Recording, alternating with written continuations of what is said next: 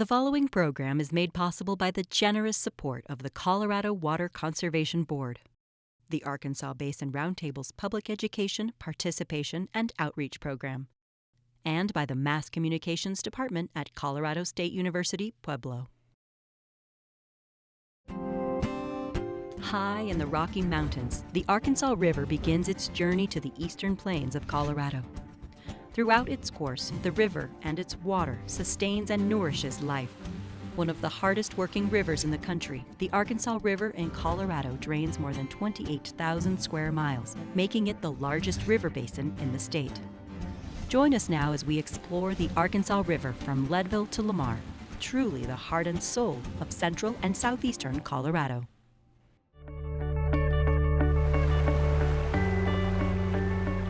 So often we think about the value of water being what comes from the tap in our household, just like it is in Pueblo or Fowler or Manzanola, wherever it is on the Arkansas Valley.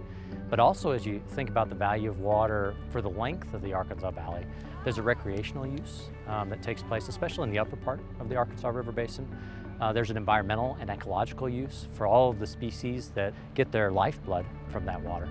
There's an industrial use that takes place, especially in the middle part of the Arkansas River, and then an agricultural use too. We'd leave something out though if we didn't consider what the cultural value of water is too, how it becomes part of our everyday life and our everyday culture and really reflects our values and interests. Because water serves so many different human needs, that's part of why it's so fascinating from an economic point of view. But economics is actually about values, choice-making trade-offs, and those really come fully to the forefront when we think about water.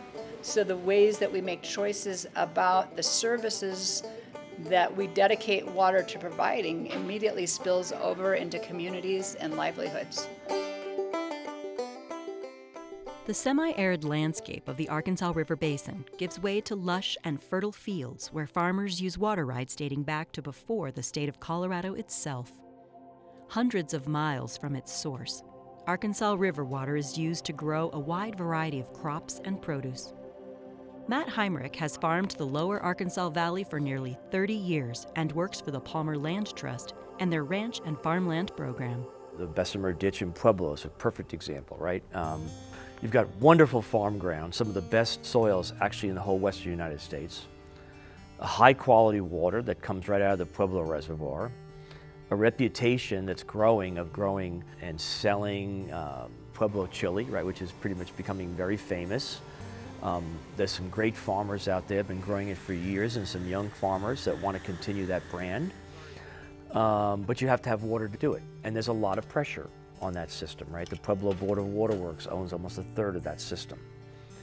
So there's some conversations about how can we continue to farm, how can we continue to keep that water on the land, but then also respect that during times of severe drought that we do need to take care of human consumption and human needs first. I mean, they're still the highest priority.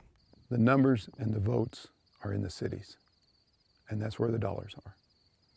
Those farmers can't afford to pay for water what a consumer in town, in the city can.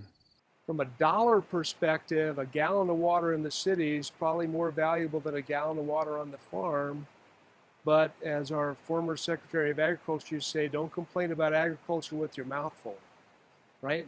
The water that I use has probably already been used by some other farm or somewhere else. We have a sustainable water source. It's those snows in the mountains and our reservoirs which capture those waters.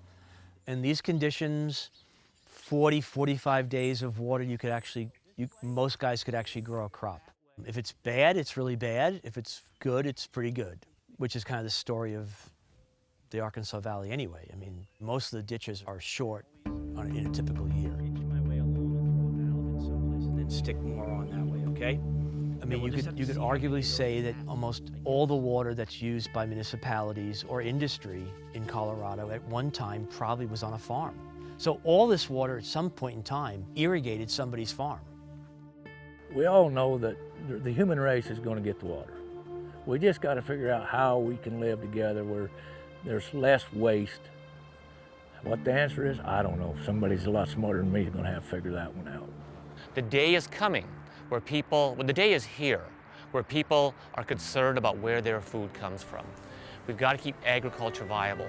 People in this area can see the farmers markets. They can see the irrigated crops out in the county, here in Pueblo County. And I think it's really important to remind people that you have to have water to be able to do those things. And when water leaves a community, it definitely has an impact.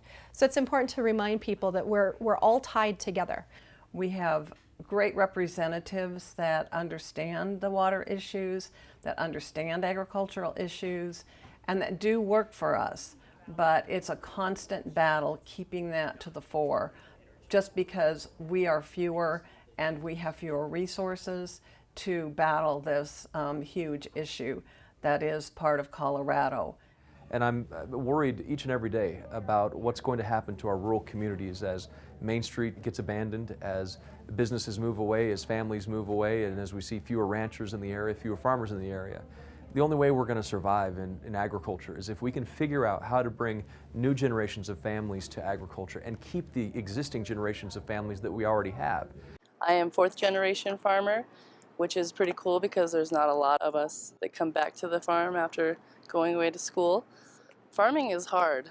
It's lots of hardships, and you know, if you lose your apple crop to a freeze, that really hurts. And so I looked into a corn maze and pumpkin patch, and this new thing is agritourism, which is bringing people, you know, whether they're from the city or the country, bringing them out to the farm and showing them how food grows. So I'm really lucky that I have a nephew who's in his late 20s that's starting to farm. He's actually farming 2 of my places right now. We have this supposedly landlord-tenant relationship, but obviously we're family, so it's a little bit deeper than that. I'm more than willing to give David whatever help he needs to get started and keep farming this country. I mean, there's some young farmers in here, but I'm probably about one of the younger ones that's actually operating their own farm in this valley. I'm still using water to grow crops.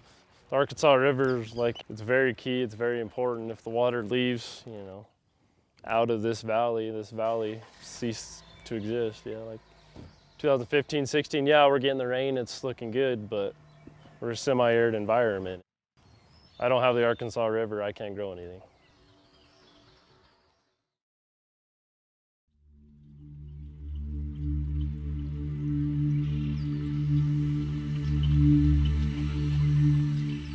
Well, we are Reeves and Betsy Brown. We ranch on the St. Charles River, which is a tributary to the Arkansas.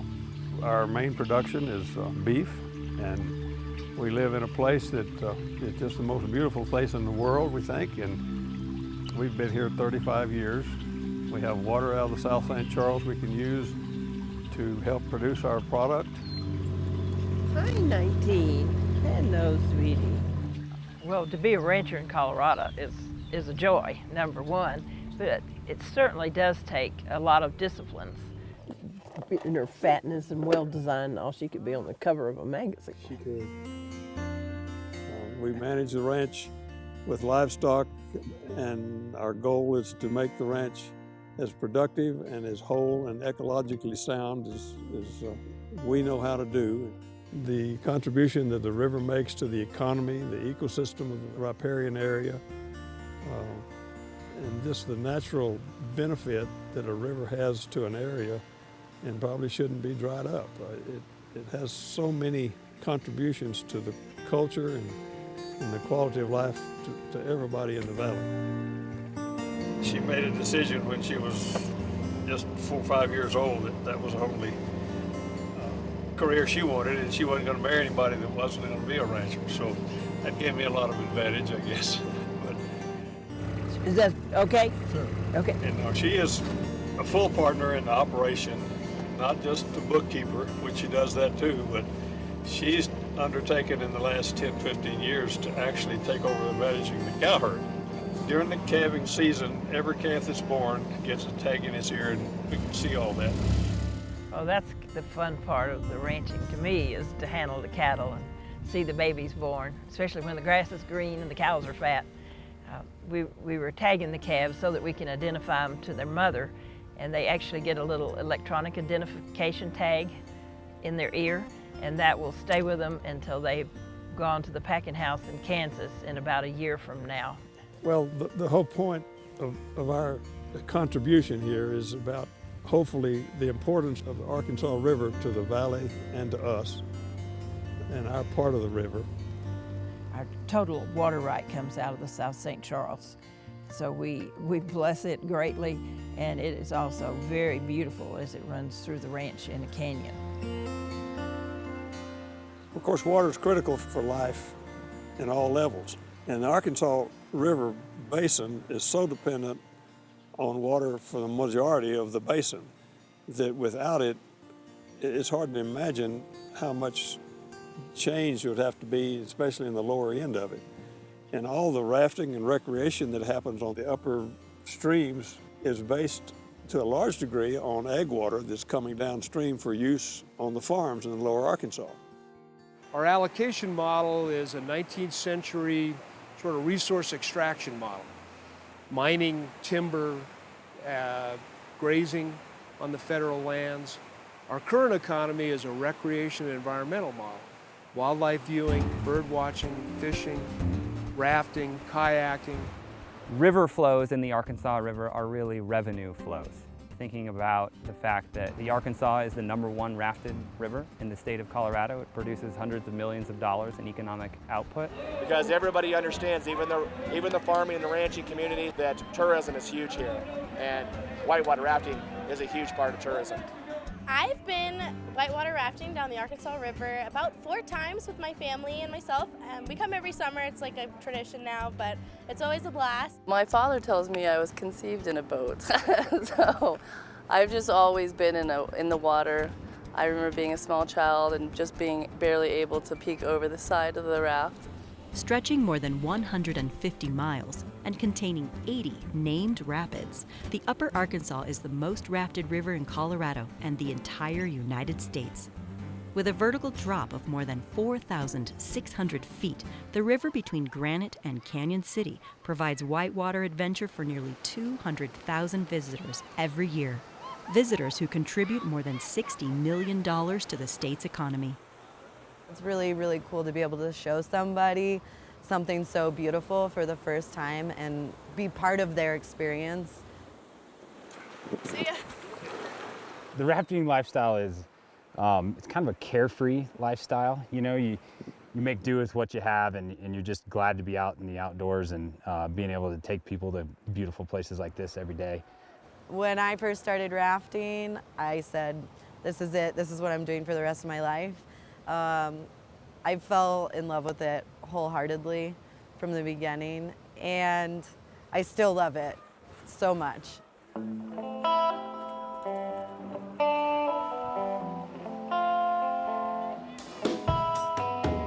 Located between Buena Vista and Salida, the Browns Canyon National Monument is a favorite stretch of the river for those who enjoy rafting, hiking, and wildlife viewing.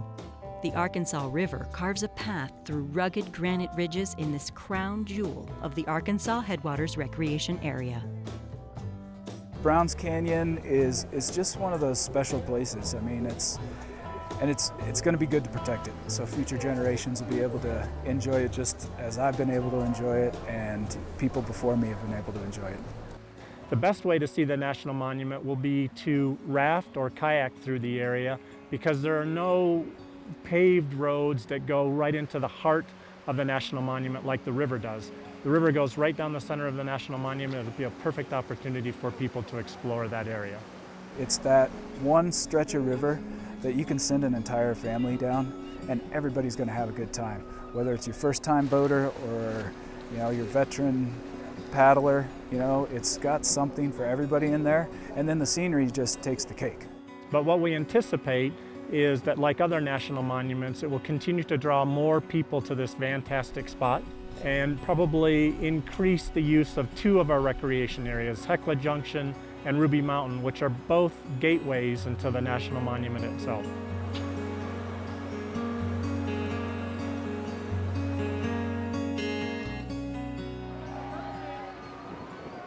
I feel like when I was a kid, the river wasn't such a central piece of this town, and now with the Whitewater Park, it really holds like a stronger piece in the community as a whole. I love rafting, tubing, So yeah, in the summer I just go ballistic in the river. It's been a fantastic way to both celebrate and enjoy the river, but also engage the public in managing our water resources. And clearly there's a beneficial use there as well, not just from the economic influx in these communities, but just the level of social investment that we're seeing by people becoming aware and more engaged in those conversations. It's been a fantastic catalyst for that. So this is the Raft Rodeo. This is the most exciting event of the whole festival, in my opinion. If you like carnage, you like seeing people swim, you like seeing boats go upside down, this is the event. The goal is to get into the wave and get a good surf, so when it's holding on to you and you're literally surfing in the hydraulic, and then to do the coolest trick to get out of the surf. Being the only girl, and I'm obviously of small stature out there that day, Jesse and I were both kind of banking on me like getting some crowd enthusiasm. So that's what I was trying to do. And then in that moment, I think I couldn't think of anything better to do than jump in.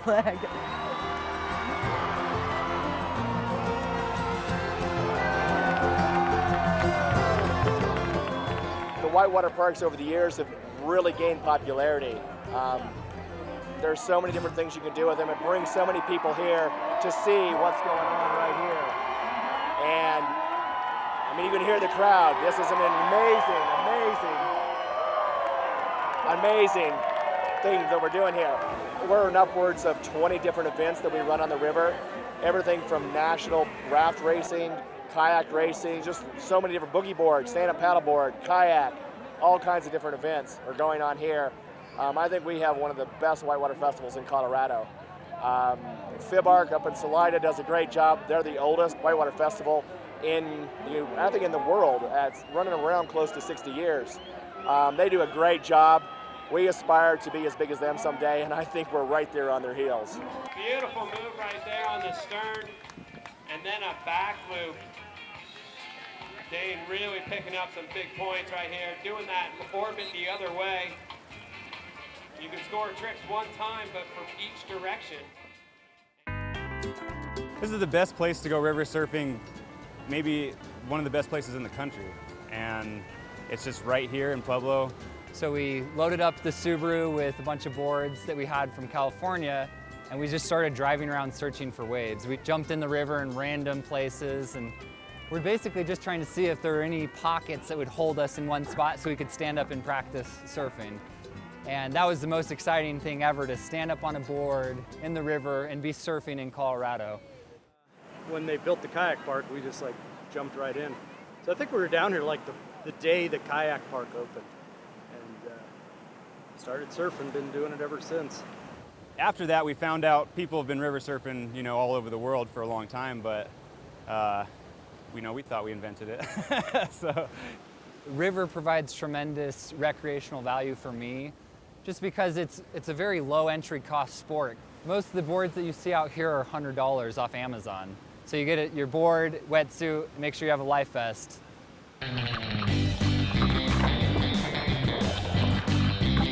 Party wave is just when everybody gets in there and we all try to stand up at the same time. And then if we're all in there for too long, we try to push each other out, and it's a good time. It's fun to just go in there and horse around and try to dunk each other. And Well, it gives it kind of this urban, feel to it. I mean, where else can you live in a little town, basically an industrial town, and surf 5 minutes from your door, and then go to work, after you go surfing? It's great.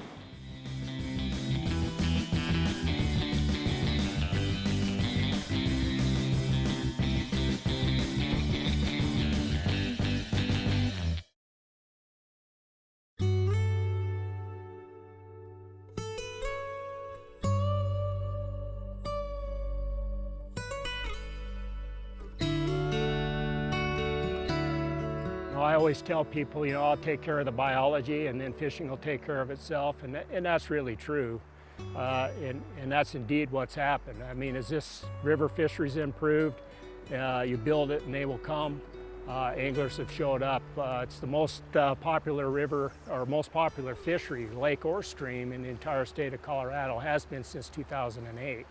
As a matter of fact, this past year, Colorado Parks and Wildlife bestowed the gold medal status on a significant stretch of the Arkansas River, close to 102 miles, the longest stretch of gold medal water in the state of Colorado. We have a great, one of the best fishers in the state now, and we have a lot of anglers that have responded to that. And obviously, that's going to have economic spin-offs. The Arkansas River fishery and the surrounding tributary fisheries and high lake fisheries that feed into this river are all kind of part of one big system, and they're all totally integral to the success of our business. The advantage we have on this river that most rivers don't, and we're unique in this regard as well, but we've got close to 70% of the river miles from Leadville to Canyon City is public in one way or another. So there's a lot of river mileage where people can spread out, where we can absorb that use a little bit more. You're still going to be able to come to the Arkansas River even with increased use, and you're going to be able to find a stretch of river where you're by yourself. Most rivers can't say that anywhere in the western U.S. The Arkansas River is loved by many people for many different reasons. And we can probably agree on many of them, but certainly there's different attributes that speak to different people. And so here in July on the Arkansas, it's probably the most diverse recreation going on. You have people wade fishing and float fishing, as we do year-round, really. And then you also have the addition of recreational boating, which can be rafting, it can be kayaking, it can be stand-up paddle boards, even some tubers. We all try to get along and work together, and the key to that is learning a little more about one another so that hopefully we don't negatively impact one another. It's a big enough river that people can work around one another, and so boats don't need to pass right through where somebody's fishing. There's a lot of people who love this river, and the wonderful thing about it is we actually can all have that relationship individually, and it doesn't have to negatively impact those of others.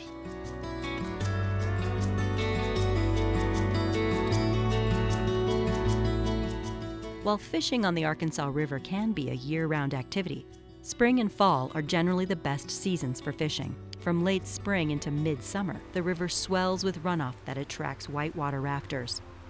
The Voluntary Flow Management Program has been an effective tool to maximize recreational use of the river for both fishermen and whitewater enthusiasts.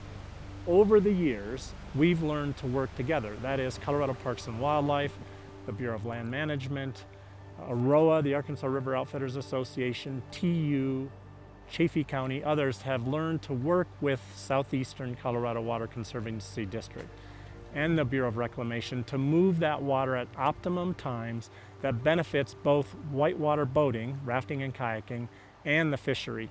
Hence, we try to move a lot of water in the middle of the summer to benefit whitewater boating, not too much water in the spring and fall because that's better for the fishery. When I was in high school back in the early 70s, by 4th of July, you couldn't raft the Arkansas in an average year. The flow was just too low.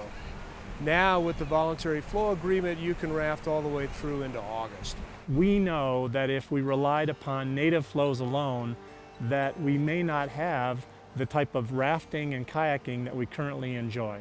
And so being able to work with those entities, move water from the upper reservoirs to the lower reservoirs, that type of cooperation is priceless given the cost of water today. So the 10,000 acre feet of water that the Bureau allows us to move in the summer months for boating or not move during the spring and fall, you can't put a price tag on it. When we move that water from Twin Lakes and Clear Creek and Turquoise down to Pueblo can affect the recreational opportunities on the river. So during parts of the year, you want the flow lower so that the fish can spend more of their energy feeding rather than fighting current.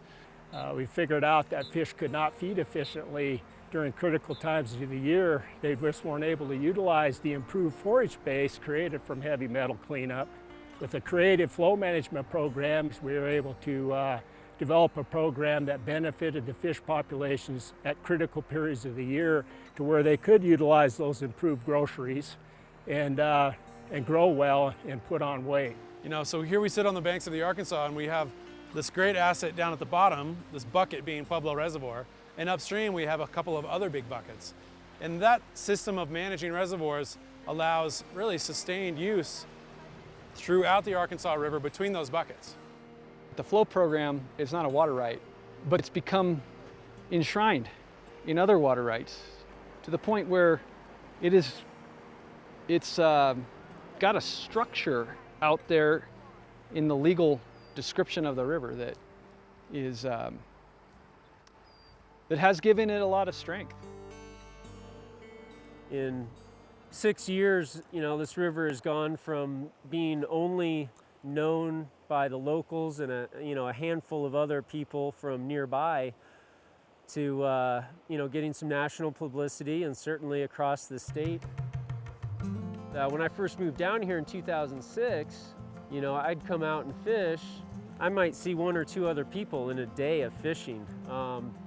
And now it's bringing people in from not only across the state, but across the country, really.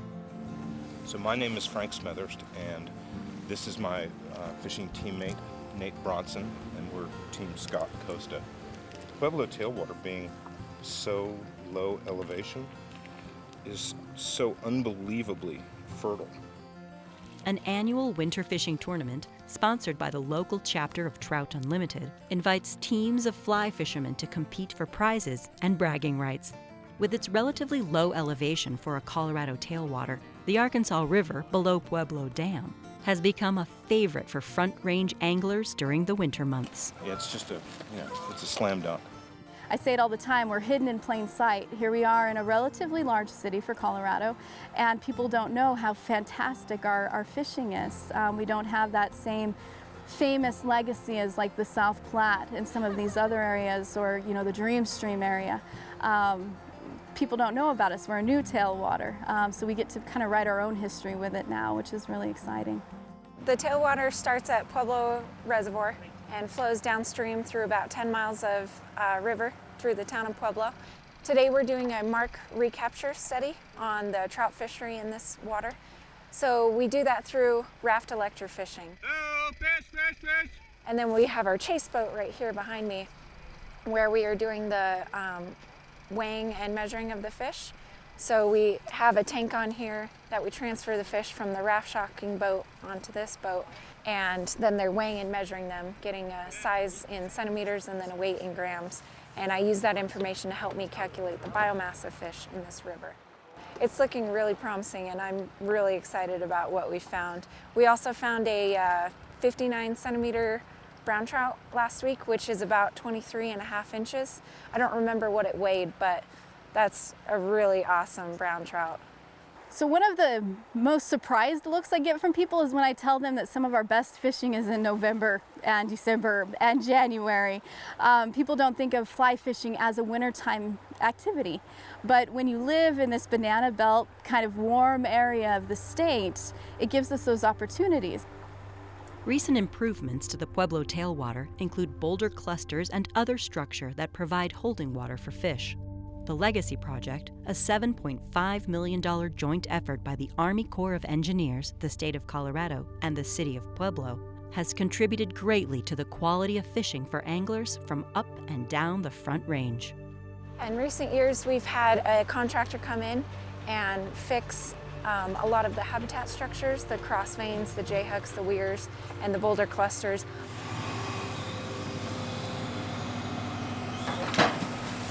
The thing that it was missing before was a good amount of holding water. The improvement project has really, I think, increased the holding capacity through additional habitat.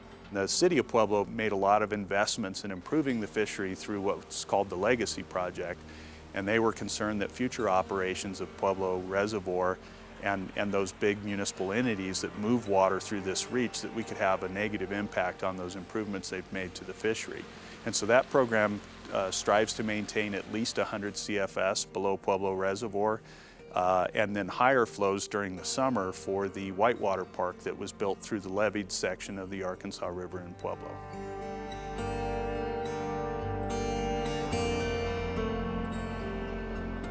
Trans-Mountain diversions are a fascinating engineering feat. It's only through Trans-Mountain diversions that we can have millions of people living on the Front Range in Colorado.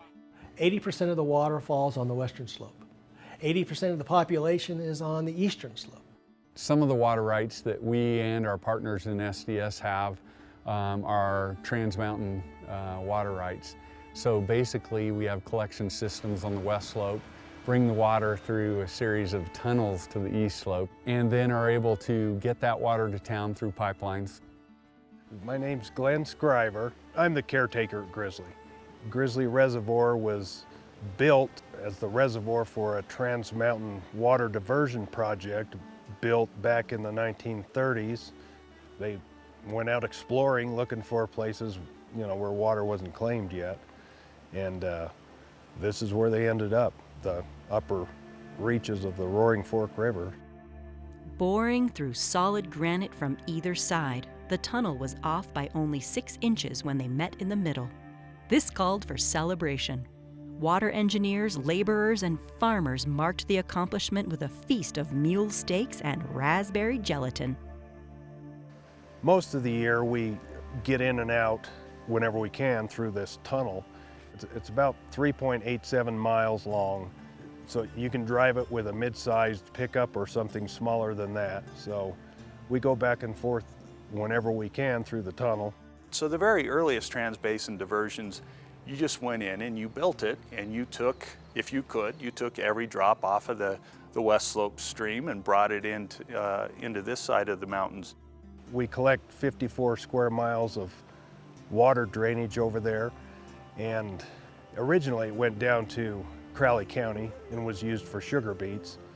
And the story goes, then there got so much water, sugar beet prices went down because there were so many sugar beets that it kind of fell apart, and it was ups and downs, you know. And eventually the water ended up getting bought out by municipalities who needed the water, and water was valuable, and so. Trans-Mountain diversions have impacts to the basin that the water originated. This project here, the Fry Arc project, was it was kind of one of the big projects built during the environmental era as that started to roll.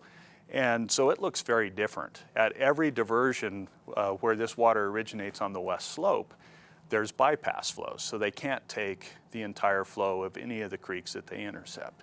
My name's David Curtis, and I work for Pueblo Border Waterworks. I'm the ditch rider.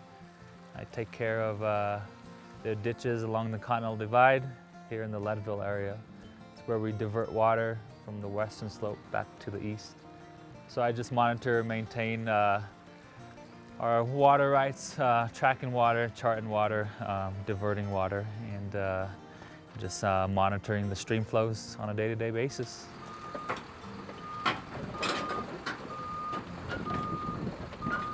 So every spring we come up here about 1st of April, start removing snow out of our ditches. We have a big bulldozer in the ditch removing snow so the water can run freely through the ditch, and then a big front end loader cleans the snow off the road so we can access our ditches and get ready for spring runoff.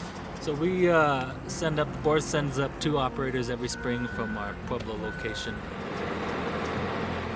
Snowpack has dropped quite a bit, but we still are above average, and a little bit of icy conditions on the Ewing ditch, but other than that, pretty good year. It looks like it's going to be a good year for water.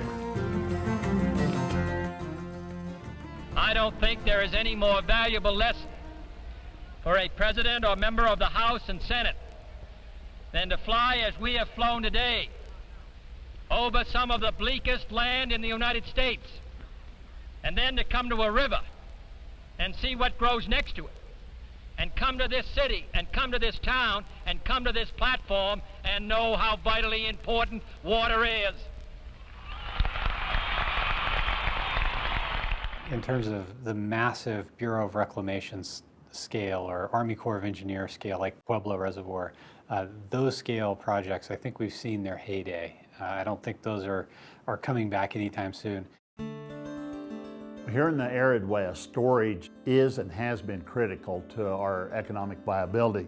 because before we settled this area, we had the spring runoff happen in 2 or 3 months of the year. 80–90% of the water left the state. With climate change, climate variability, and all these needs, storage is a key component to everything we do as we move forward. Storage is a critical component because it offers flexibility to the entire system.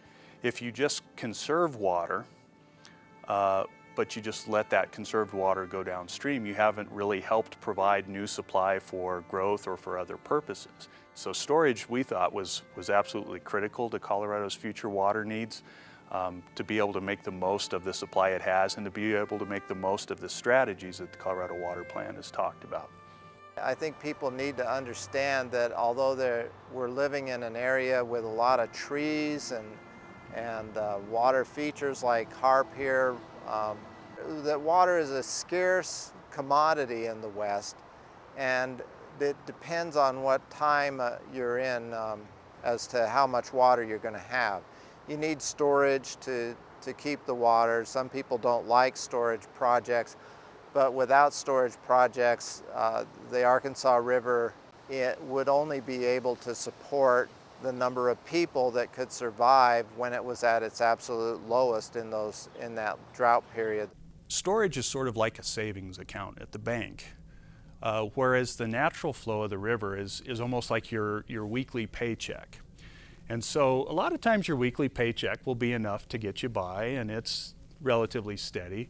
But if you get laid off, all of a sudden your savings account becomes extremely important. And so that's what reservoirs like Pueblo Reservoir and others are. They're water savings accounts. We watched water flow past here for a whole year in my lifetime, several times, and go all the way to the Gulf. Well, that water could have been trapped. I would like to see a lot more water trapped. So I absolutely would like to see more storage and more work done on aquifer storage. You have two types of storage. You have dams that you can put storage in reservoirs and dams, or you can put it in underground storage. The underground storage has a lot of room most places, and if you can percolate the water back into the ground and use that as your storage vessels, you can hold water. It doesn't evaporate as much. Now you lose a little bit because you can't pull it all out, but you can get most of it out. Allows you to have a different way to store. But we just approved 2 grants to look at a multipurpose storage project in the upper basin, and it's actually going to use both surface storage and alluvial storage, another great asset Colorado has that's underutilized. Yeah, I think there's going to be some lease fallowing. Certainly that's going to be a big thing.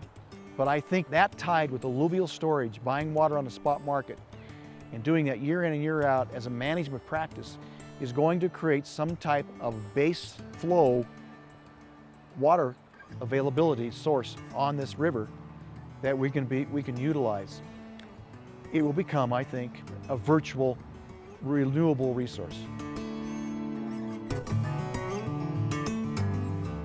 There are certain things that we can't control, and growth is one of them. I think the statistic is Denver gets 1,000 new residents every month, and that water is going to come from somewhere. I just really hope that it doesn't come at the cost of an entire valley.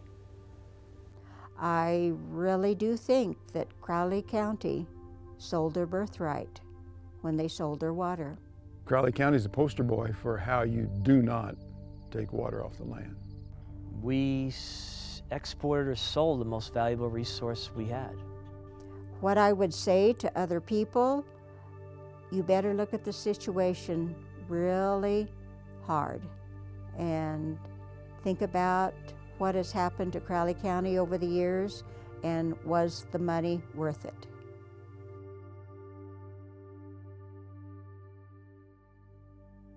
The Crowley County was one of the most fertile farm areas in the lower valley, and it just dried up. Some good land for crops. Rocky Ford's real proud of their Rocky Ford melons, but if you wanted really good melons when the Carter Canal was in operation, you got them on the north side. You got them under the Twin Lakes Carter Canal system. I can remember as a young person and my husband and I farming all those years, of the beautiful cornfields, the alfalfa fields, melons growing, tomato fields. It was pretty. And even in our history, in the early 1900s, from this area of the town of Crowley to the town of Alney Springs, they said all of the acreage on the north side of the railroad, there were thousands of acres of orchards. Now that's hard to believe that you could consider all of those orchards, and it was just beautiful in the springtime.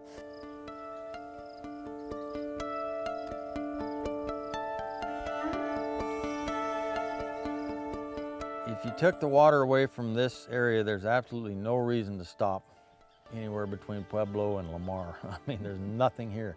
We get 11 inches of rain a year, which what's a cow unit need around here? Probably 60 acres? Yeah, about 40 to 60 acres. Yeah, 40 to 60 acres for one cow, and that's what would be right here right now. That means you can't farm here. You go to Lyman, you go 50 miles north to Carville, it rains enough you can dryland farm. You go just past Los Animas, you can dryland farm. Here, no, you cannot. I mean, this is either prairie or it's irrigated. There's nothing here. The governor said he wants to continue the growth in the state, and there's 5 million people living on the Front Range. So think about 10 or 11 million, how much more water that is, and where are they going to get it? I think we know the answer to that. And unfortunately, the farmers down there can get a lot more money from those water brokers up in Denver.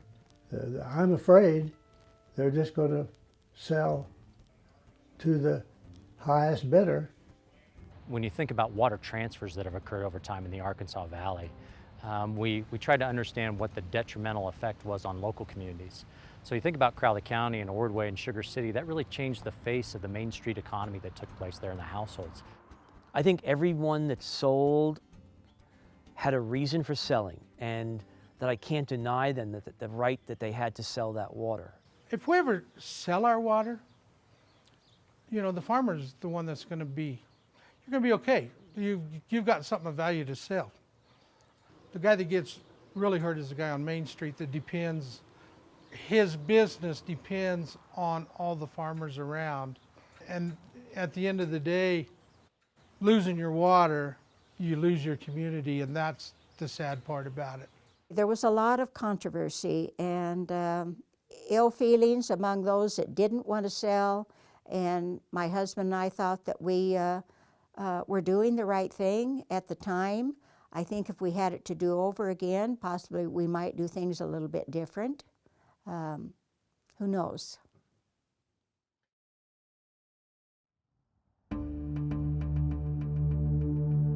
There's no new water. We've got the water we've got right now. And I would encourage everyone to just be aware.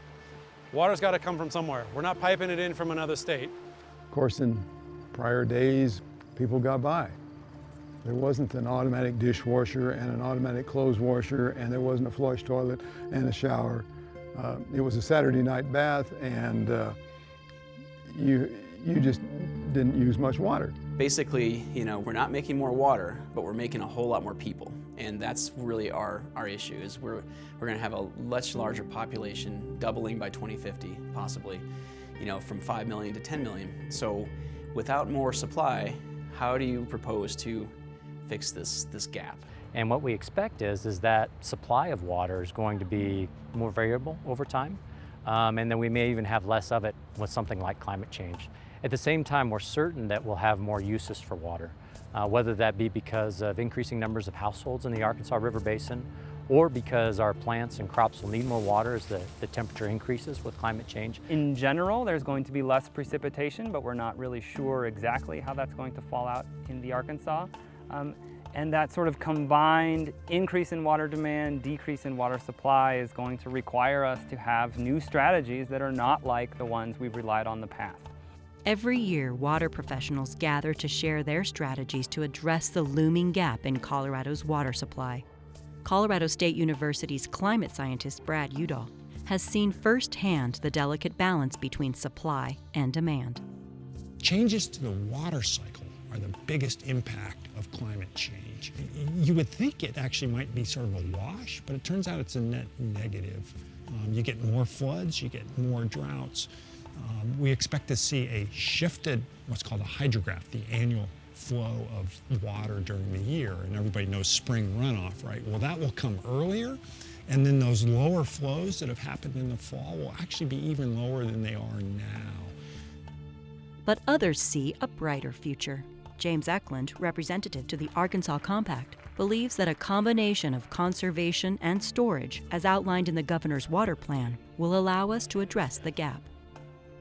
We project in the water plan, if we're able to hit 400,000 acre-feet of conservation and 400,000 acre-feet of new storage by 2050, we'll zero that gap out so that standing in 2030 telling our kids and our grandkids that here's the Colorado you're going to inherit, we no longer have to say 2050 there's a gap of almost 500,000 acre-feet that you're going to have to figure out.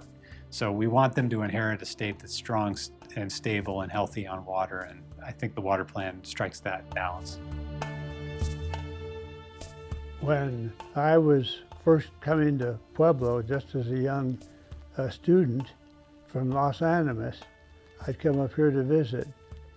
Fountain Creek was just a little creek, and in the summertime, it would even dry up. Fountain Creek is a great question, and it's a great question for the region because there are multiple stakeholders and beneficiaries of getting that river figured out and managed appropriately. As Colorado Springs grows and they get, more parking lots, more rooftops, that sort of thing, when it rains up there, that water comes off faster. Instead of soaking into natural grassland, it's now coming off rooftops and parking lots, and it hits the creek faster. Which makes flooding a little more of a concern in Pueblo. We're here this morning at Helen Hunt Falls on Cheyenne Creek, which is a small tributary of Fountain Creek, tributary to the Arkansas River. And this watershed, and particularly the watershed health, is really critical not only to us locally, but to folks downstream. If you've been around Colorado for a while, there was an old Coors ad. That's not downstream beer, right? We had a lot of pride that we were the upstream state, so we realize now as the upstream folks in Fountain Creek, we've got a moral obligation to our neighbors downstream.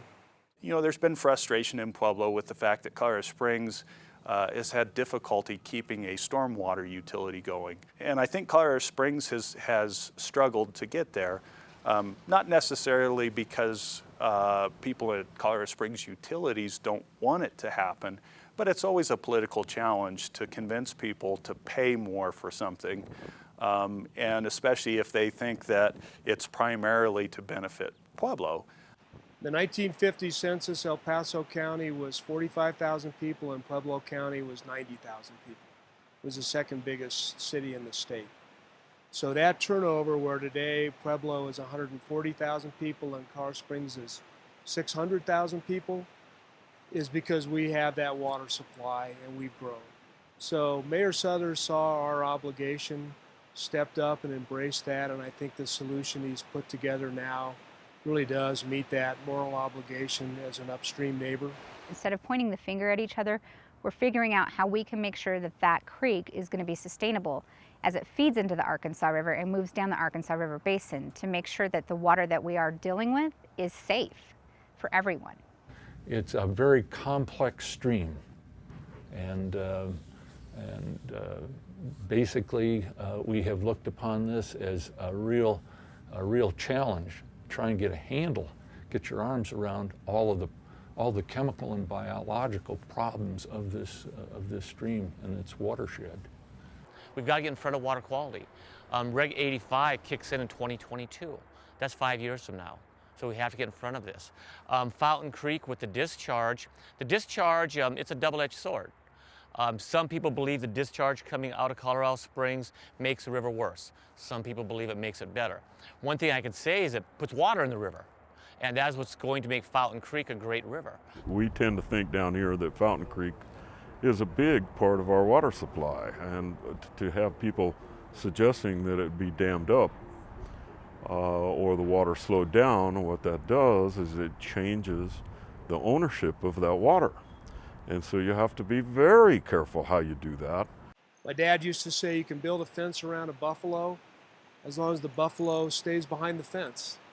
Once the buffalo decides he's going, the fence isn't going to stop him. Fountain Creek's kind of the same way. When it floods, it's going to go.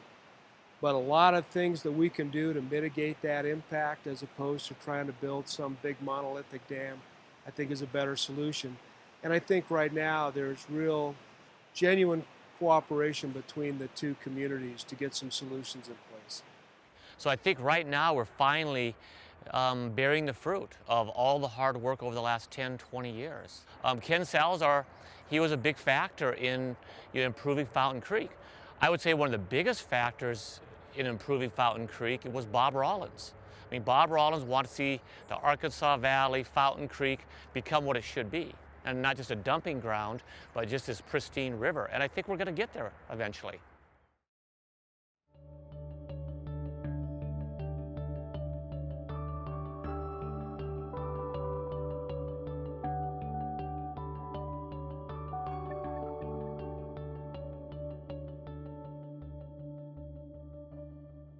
When you talk about water quality and starting with the snowpack at the top of the system and how it moves downstream, you have to keep in mind the water is used and reused. We use our water 6 or 7 times in the Arkansas Basin before it gets all the way to Kansas.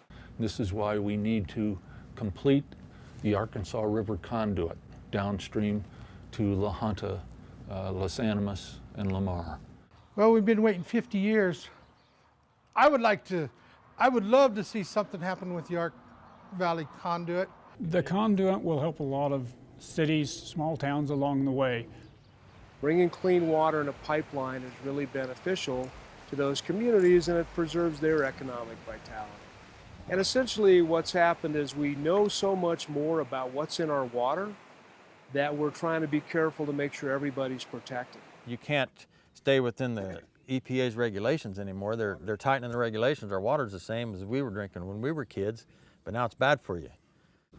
With detection limits of analytical instruments constantly declining, yeah, you reach that level of we can always detect some component in something, particularly in water. But there are certain what we call benchmarks. Actually, in the long run, it would give us a safer, purer water when it's all done. It's a long-term project. It's been on the drawing boards for a long time. Each year we think we're getting a little closer. Eventually it will come through. It's also a costly project for all the towns along Arkansas. The conduit is a big project. It's a lot of money and a huge project, but its benefits will be for those citizenry having the same drinking water that the rest of the basin has. Their quality of life in Colorado is every bit as important as anyone else's. So yes, it'll be a high cost on a per capita basis, but I think it's vital to the economic well-being of the Arkansas Valley, because without a safe, reliable water supply, you're not going to attract the new people to live in your community, let alone keep your existing children to grow up there. Prosperity always follows big water projects. I challenge you to find me one big water project where prosperity did not follow it. I think it's going to be very important to southeastern Colorado to get clean drinking water down there. Yeah, the Arkansas Valley conduit is a question of not if, but when. It has to happen. It's critical to that entire valley. And that means that the conduit has to, it's too important to fail. Failure is not an option, as we say about the water plan. The great thing about the Arkansas River is that I can have this intense personal relationship with it. And the fact that you have an intense personal relationship with it too does not diminish my relationship in the least. And to me, that's kind of like the heart of this multiple use ethic. And like most relationships, it takes a little hard work sometimes. You get out of it what you put into it. What's really amazing about the Arkansas, maybe the most cherished part of the basin, is its ability to balance those needs. Doesn't matter your political affiliation, doesn't matter what agencies you're in, eventually you'll have to all sit down at the same table. What people need to understand is this is collectively about a group working together for the betterment of the Arkansas River, for the betterment of Fountain Creek, southeastern Colorado. It's really a remarkable story that they've been able to tell, and it's part of Colorado's water plan that we try and highlight all the good things that are going on in terms of collaboration across sectors like they're doing down there.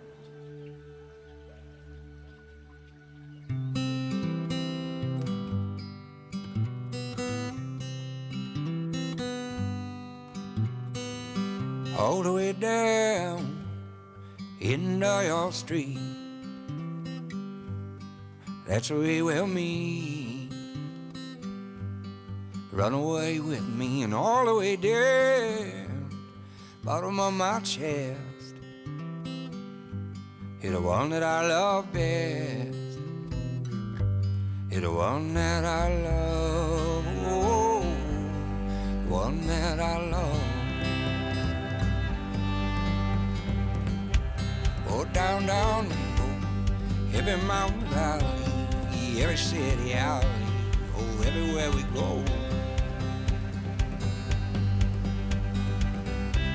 Oh, down, down we go, every country road, little rolling stones, all the places we don't know, all the way down, bottom of my chest. You're the one that I love